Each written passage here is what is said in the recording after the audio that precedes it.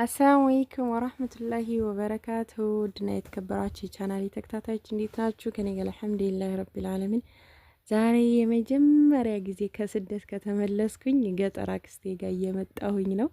ከውጭ እንደመጣሁኝ ይህን የውድ አክስት እሷ ነበረች መታያየችኝና እኔ አልመጣሁም እና እዚህ ጋር ቡና ፍልታልን ነው። በጣም ያሳዘነችኝ አክስቴ ግልገል እንደምታዩት እዚህ ጋር ታማባታለች። መርፌ ተወግታ መታ ነበረና ግን በቃ በጣም ነው የምታሳዝነው። በጣም ነው ወላሂ እኔ እንጃ ውስጤ ነው የተላወሰው። እኔ በቃ እንስሳት ሲታመሙ እንደዚህ ለምን እንደሚያደርገኝ አላቅም።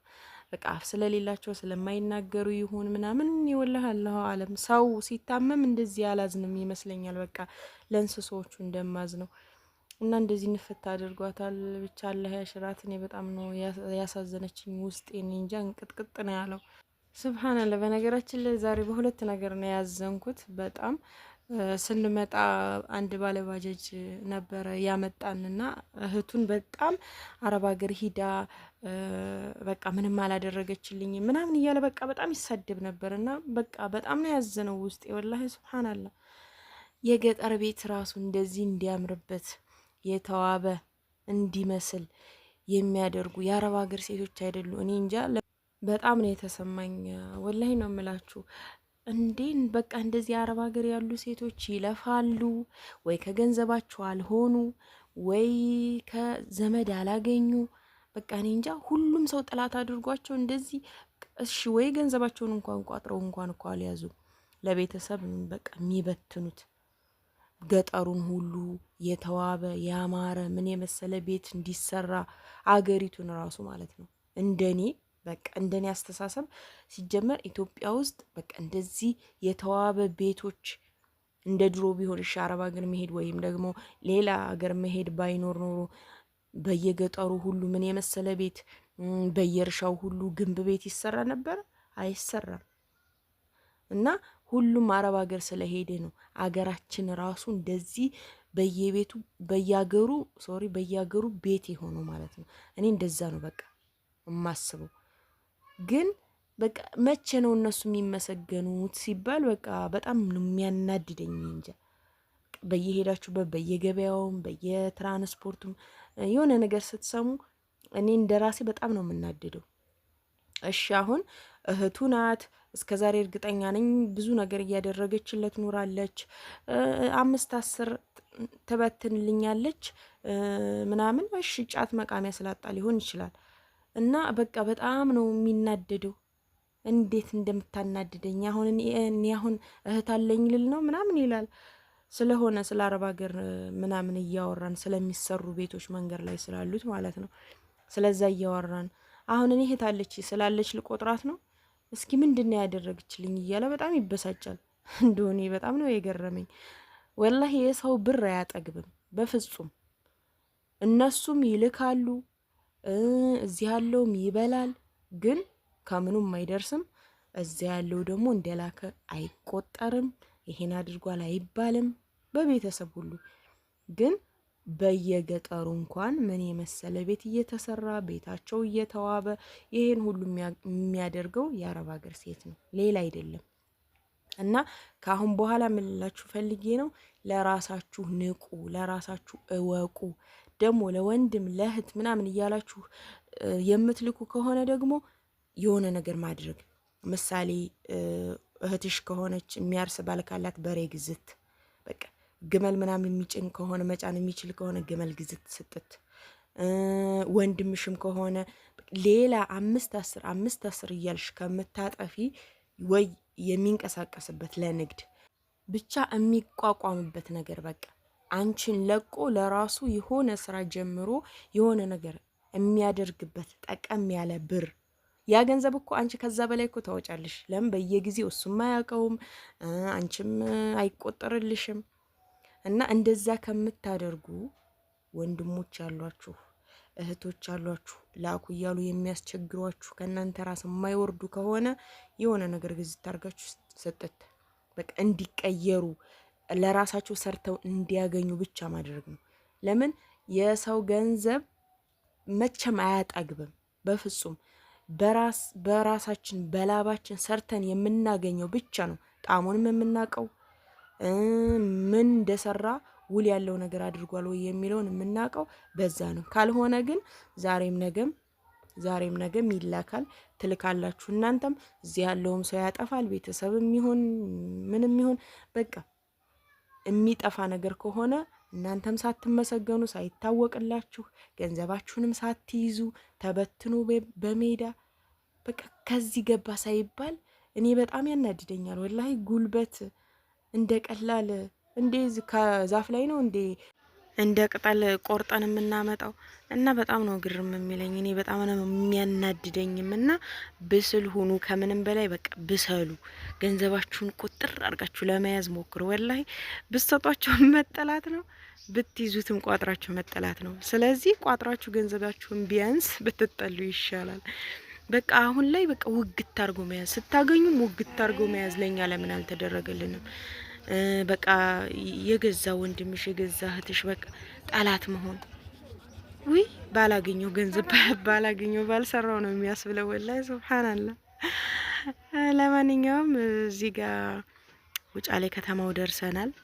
ያው ካባጅብን ወደዚህ መተን በእግራችን እዚህ ከተማው ባጃጅ ይዘን ወደ ቤታችን እየተመለስን ነው ማለት ነው ውዶችዬ። ያው በዛውም እስኪ ሀገራችሁን ትንሽ ላሳያችሁ፣ ሾፍ ሾፍ ታረጉት።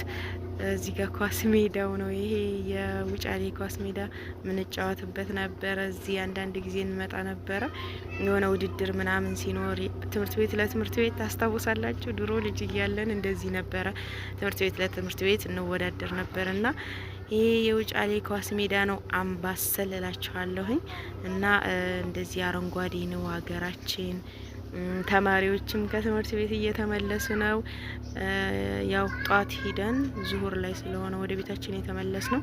ከሰሉ ምንድነው እንዳትሉ እስካሁን ያያችሁት ሁላ ከሰል ዛሬ ጊራና ስለነበረ ነው። ይሄ ሁሉ ከሰል እንዳለ በቃ ከሰል ተገዝቶ ነው የሚመጣው ሐሙስ ሲሆን ከዛ ይቸረቸራል ማለት ነው።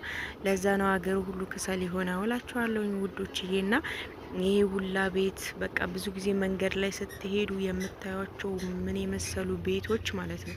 በጣም የሚያማምሩ ቤቶች ሁሉ የተሰሩት በአረብ ሀገር ሴት ነው። በእኛ በጀግኖቹ አገራችንን አሳደግን አይደለም ቤተሰብና እህት ወንድም በቃ አገራችንን ራሱ አሳድገናል። ግን በቃ ከዚህ በኋላ ለራሳችን ማወቅ አለብን የሚለውን እንግዲህ በራሳችሁ ላይ ተግብሩት ነው የምለው። አንድ ጊዜ እኛ በቃ ሰርተን ሀገራችን ገብተናል። ግን እዛ ላላችሁ አሁንም መወቁበት፣ ገንዘባችሁን ያዙ። አገር ገብታችሁ የተመለሳችሁት እንኳ ታውቃላችሁ። ያው የዚህን ሀገር ሰው እንግዲህ ገንዘብ ብትልኩለትም በነገራችን ላይ ሰርታን ራሳችን ያላመጣ ነው ገንዘብ በስጦታ መልክ የሚሆን ሰው እየረዳን ያገኘ ነው ገንዘብ ሱብሃንአላህ በቃ ዝም ብሎ ነው የሚጠፋው። እዚህ ገባ ሳይባል የተሰራበት ሳይታወቅ እልም ስለሚል በቃ ያ ገንዘብ አንድ ጊዜ ጠፋ። ምንም አያስመሰግንም ሲጀመር።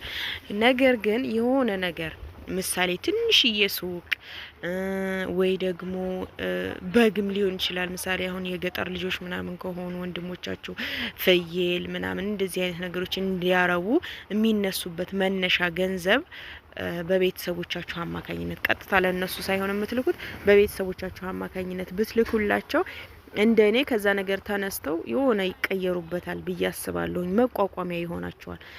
ወደ ሌላ ሀገር የሚሄዱ ከሆነም ወደ ዱባይ ምናምን፣ ኩዌት፣ ሳውዲ በጠለብ ምናምን የሚሄዱም ከሆነ አግዛችኋቸው አንስታችሁ አንዴ በቃ እንዲቆሙ ለራሳቸው እንዲሰሩ ማድረግ አለባችሁ። ከምንም በላይ ማለት ነው። በተለይ ወደ ስደት ሄደው ራሳቸውን የሚቀይሩበትን መንገድ ማመቻቸት፣ እንደዛ ነው ማድረግ ያለባችሁ እንጂ እንደዚህ በየጊዜው እንካ ወንድሜ 10 ሺህ ብር 20 ሺህ ብር 50 ሺህ ብር 30 ሺህ ብር ወላሂ እነሱ ሳያውቁት ነው የሚያልቀው። ከዛ በቃ ምንም በቃ አስባችሁ የላካችሁ እና ያኮ ገንዘብ በቃ ከናንተ ከለፋችሁበት ከላባችሁ ከደማችሁ ተቀንሶ ነው እኮ የምትልኩት። ስትልኩት ታውቁታላችሁ እኮ አያችሁት ክብደቱን። ለምን ሰርታችሁ ስለሆነ የምታመጡት። እዚህ ግን የሚያጠፋው ሰው እንደዛ አያስብም። ስለዚህ ልንገራችሁ በቃ ብራችሁን ያዙ። 5-10 እያላችሁ ቤተሰብ የምትረዱበትን 5-10 እያላችሁ ቆጥቡ፣ ሴቭ አድርጉ። ከዛ በኋላ ጥቅሙን ታገኙታላችሁ ማለት ነው። እናንተ ገንዘብ ሲኖራችሁ ስትይዙ ወላሂ ያም ዘመድ የተባለ በሙሉ ወደ እናንተ ነው የሚሆነው። ገብቷችኋል? ሲኖራችሁ የሚጠይቃችሁ ሰው ብዙ ነው። አያችሁ። ግን ከሌላችሁ ማንም አይጠይቃችሁም። እኔ ስላየሁት ነው። ሱብሃንአላህ። እኔ አሞኝም ስለመጣሁኝ በቃ ብዙ ጊዜ ከአረብ ሀገር ስንመጣ ይዘን ለቤተሰብ ይዘን ምናምን ነው የምንመጣው አይደለ? እኔ ባዶ እጄን ስለገባሁኝ ማንም የጠየቀኝ የለም። ፈርድ አክስቴ፣ አጎቴ በቃ ከዛ ውጭ ማንም ያክስት ልጅ አጎት ልጅ ምናምን ብትሉት ማንም አልጠየቀኝም። እና በተለይ ታማችሁ ስትመጡ ምናምን ማንም ዙሮ አያችሁም። ለምንድን ነው? ከዛ በፊት እናንተ ለነሱ ለፍታችሁ ደክማችሁ ምን ብላችሁ በቃ 5-10 ረጭታችሁ፣ ነገር ግን እናንተ ሲያማችሁ ሀገር ስትገቡ ማንም ዙሮ የሚያያችሁ የለም። ለዚህሳ ጤናችሁን ጠብቅ፣ ራሳችሁን ጠብቅ፣ በቃ ገንዘባችሁን ያዝ። ብትታመሙ እንኳን ወላሂ የሚያሳክማችሁ ገንዘባችሁ ነው። አያችሁ። ስለዚህ እንደኔ ትልቅ ምክር ነው ብዬ ነው የማስበው። ዝም ብላችሁ ለምትረጩ ማለት ነው። እኔ ሀገር ገብቼ የምሰማውን ነገር እየነገርኳችሁ ነው። በጆሮ የምሰማውን በጣም የሚያናድደኝ ነገር እየነገርኳችሁ ነው። በገዛ እህቶቻቸው በገዛ ወንድሞቻቸው ማለት ነው። ሴቶቹም እንደዚህ ነው። በተለይ አረብ ሀገር ሄዳ እማታቅ ከሆነ ባላግብታ ልጆቿን እያሳደገች ተቀምጣ ከሆነ በቃ የረዳሽውን ብትረጃት አታስብም። እንደዚህ ሆኖ እኮ ነው ለፍታኔ ያመጣችሁ፣ ሽንት ቤት አጥባኔ ያመጣችሁ፣ ከዛፍ ላይ አትቀነጥሰው እንደ ቅጠል ብላ አታስብልሽም። ስለዚህ ብርሽን ያዢ ነው ምለው። ብዙዎቻቸው አሁን ለእህቴ እንደዚህ አድርጌላት፣ ለእህቴ እንደዚህ ብዬላት፣ ለእህቴ ልጆች እንደዚህ አድርጌ ትላላችሁ። እና የሚቋቋሙበት የሆነ ነገር ማድረግ ከፈለጋችሁ አድርጉላችሁ። ከመሬት ተነስተው የሚቆሙበት ስራ የሚጀምሩበት እንጂ እንደዚህ በየጊዜው 5-10 የምትረጩት ለነሱም አይጠቅማቸውም፣ እናንተን አያስመሰግናችሁም። ይሄ ነገር አደረገችም አትባሉም፣ ለፍታ ነው የምታመጣው አትባሉም። እና ለራሳቸው አግብተው ለራሳቸው ልጆቻቸውን እየወለዱ ቤታቸውን ይዘው ተቀምጠው እናንተ ግን ከአንዱ መዳን ቤት ወደ አንዱ መዳን ቤት እየቀየራችሁ ስራ ልፍት እያደረጋችሁ እንቅልፋችሁን አታችሁ ገንዘባችሁን አትበትኑ ነው የምለው። ብዙ ጊዜ የሚያናደኝ ጉዳይ ስለሆነ ነው። እኔ በተለይ ዛሬ ስለተናደድኩኝ ነው። እንደዚህ መንገድ ስትወጡ የምታዩት ቤት ሁሉ ይሄ የሚያምር ቤት በቃ ክብ ቤት የሚባል ኤል ዲዛይን ቤት አሪፍ ቤቶች ተሰርተው በቃ እንዴ ይሄ ሁሉ አረብ ሀገር እየለፉ አይደል እንዴ የሚሰሩት? በየገጠሩ ስትሄዱ ቤቶቻቸው አምሮ በቃ ሁሉ ነገር ተሟልቶላቸው ግን በቃ ስትሰሟቸው ሚሉትን ስትሰሟቸው በቃ አልተጠቀምነ ለሰውም አረብ ሀገር እህት አላት እንባላለን፣ አረብ ሀገር ልጅ አላት እንባላለን። እኛ ግን ወይ ያልፍልን አልተጠቀምን ምናምን ሁሉም በዛ ወላሂ ሱብሃንአላህ ሮሮ ነው የሚያወራው። እና ከዚህ ሁሉ በራችሁን ያዝ እና እንደዛ ነው የምላችሁ። ያው እንግዲህ እያያችሁ ነው። ሀገራችሁንም አሳየኋችሁ። እችን ትመስላለች ለምለሚቷ ሀገራችን። ያላገባችሁም ያልወለዳችሁም ሀገራችሁ ገብታችሁ በቃ እንቅልፋችሁን በሰላም ተኝታችሁ አግብታችሁ ልጆቻችሁን ውለዱ። እድሜ ልካችሁን አረብ ሀገር አታሳልፉ ነው የምለው። ቤታችሁን ከሰራችሁ የተወሰነች ገንዘብ ከያዛችሁ ተብቃቃታችሁ መኖር ሀገራችሁ ላይ ገብታችሁ እና የዛሬው ቪዲዮ ይሄንን ይመስል ነበረ። ላይክ፣ ሼር፣ ሰብስክራይብ አድርጉ። ሀሳብ አስተያየት ካላችሁ ኮሜንት ላይ አስቀምጡልኝ። ኢንሻአላህ ዛሬ ወደ መንገድ ወጥቼ ነውና የተለያዩ ኑሮን የሚያቀሉ ስራዎችን እሰራላችኋለሁ ማለት ነው ውዶችዬ። በቀጣይ ቪዲዮ ኢንሻአላህ ተመልሼ እስከመጣ አላህ ሰላማችሁን ያብዛው፣ ሀገራችንንም ሰላም ያደርግልን። ወሰላሙ አለይኩም ወራህመቱላሂ ወበረካቱ።